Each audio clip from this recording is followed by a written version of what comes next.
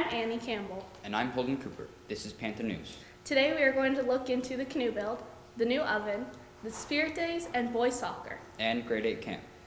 Here is Sophie with more details on the Jumanke or Canoe Build. What inspired you to build the canoe? I'll start off with the people who encouraged me and motivated me.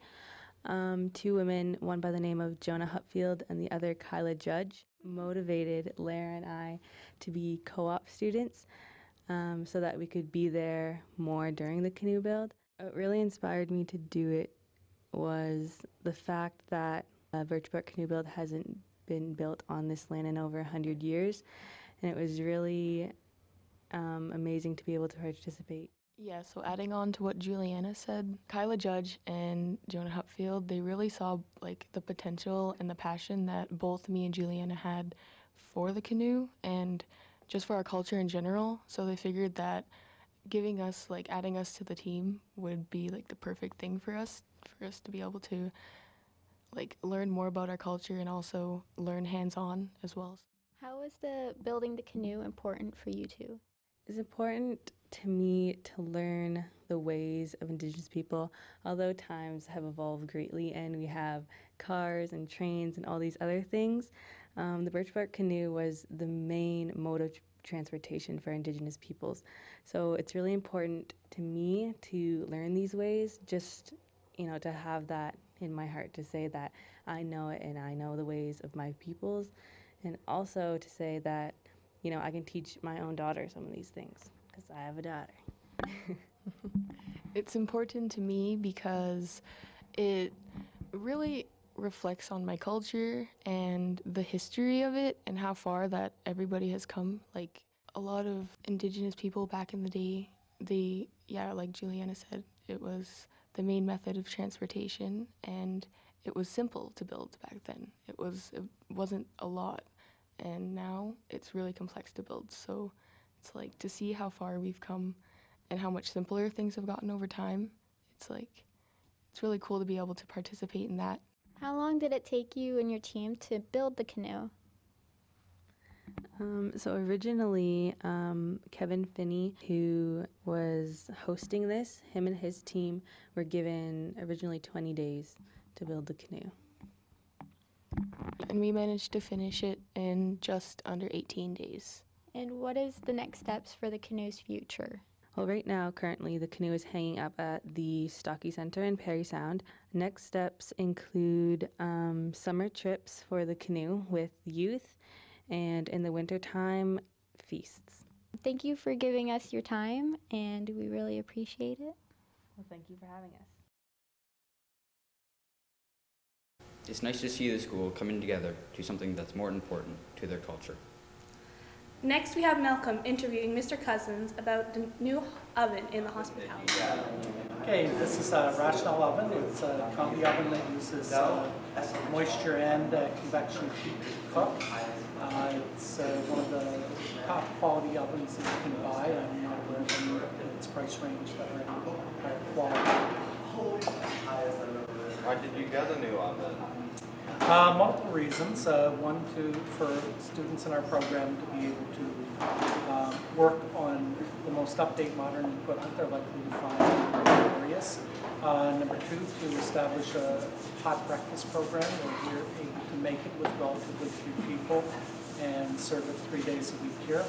And number three, to help us when we do need precision cooking. Did you have trouble adapting to this new oven? Very little trouble adapting to the new oven. Not every student can use it yet, but we're developing it more and more as we go through. It's a learning curve.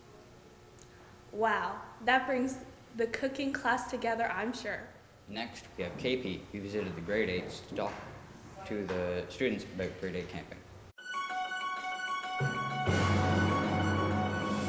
I'm KP Porter with Panther News. Today we walked down the grade 8 hall to talk about how grade 8 camping went. Fun. I made lots of friends and just having lots of fun doing all the activities. Probably it's worth the money. It's pretty fun. I really think it's a huge learning tool for the kids who are in grade 8. Not only for some new skills that they're going to be using and have either at home and definitely food, it's a great opportunity for kids to meet each other and develop friendships that may last throughout grade 8, as well as friendships that may start now. And when they re-meet the same people in grade 9, they can find some kindred spirits, people that they really connect with, and it'll help in their academics.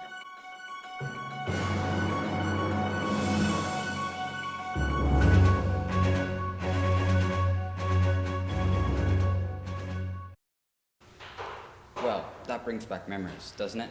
And now for sports, we're going to hear about boys soccer. Tell me about the boys soccer team. The PSHS boys soccer team, we had a varsity team this year, so we had a mix of grade 9 to 12s. It was coached by Mr. Louv. Okay. We also played 4 teams in our league division, whatever, and they were Almaguin, Huntsville, St. Dom's, and Bracebridge. That's it for that question. What was challenging about playing on the soccer team? What was challenging about playing on the soccer team was, I wouldn't say practicing so much, because I kind of liked practicing a lot, because it helped me get better, but just playing the higher end teams after we won the tournament and we went to GBs. It was a really difficult playing them. And how did Perry Sound do in the tournament? We did really well. We beat Huntsville, I believe. I don't remember the semifinals that much. And then finals, we beat Bracebridge. I don't remember the exact scores, but we won MPS. I think it was the first time since 2009 that our school won a MPS championship by a soccer team. Yeah. Right, thank you. Okay. Tell me about the soccer team. Well, the soccer team was great. We went undefeated and ended up going to GBs, but losing by 2 goals. And what was challenging about playing on the soccer team? There wasn't a lot challenging. I think the only thing that was a little bit challenging was making time for practices. What was the best thing about being part of the soccer team?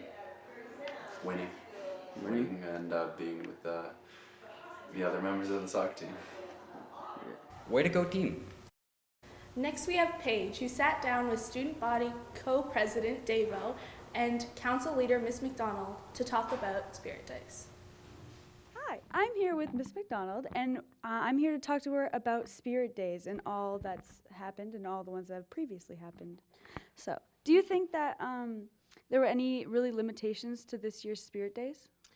Some limitations probably have been some of the snow days and some of the strike action days have kind of limited participation in some of the Spirit Days, I think. Yeah. Which Spirit Day event do you think was the best out of all the ones?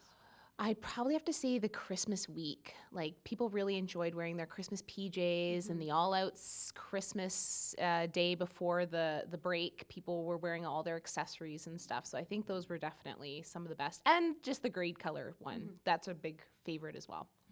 Do you know what the next Spirit Day theme is going to be? We don't know yet. We are still going to be talking about it. There's talk about having another pajama day around exam time, maybe a jersey day, probably close with the Panther Classic coming up. That's probably going to be one that will be happening. Yeah. All right. We're here to talk about Spirit Day. So what is Spirit Day? Well, a Spirit Day is something that Student Council does normally at least once every month to kind of keep the spirits up in the school and give the students more than just paper and schoolwork to bring them to school every day. What is any limitations you have for Spirit Day? The biggest limitations is just making a day that everyone can be a part of. A lot of the times in the past, people don't dress up, not because they don't want to, but because they don't have what they need to dress up. And so we try to make them as simple but fun at the same time so everyone can enjoy the Spirit everyone Days. who enlightened us on Spirit Day. And I would like to push the hashtag #BringBackMemeDay so that we can have that throughout the semester. Thank you. Wow, our school has so much spirit. Also, keep hashtag #BringBackMemeDay trending on Twitter. That's all for Semester 1, 2019-2020 for Panther News. I'm Annie Campbell. And I'm Holden Cooper. Thanks for watching.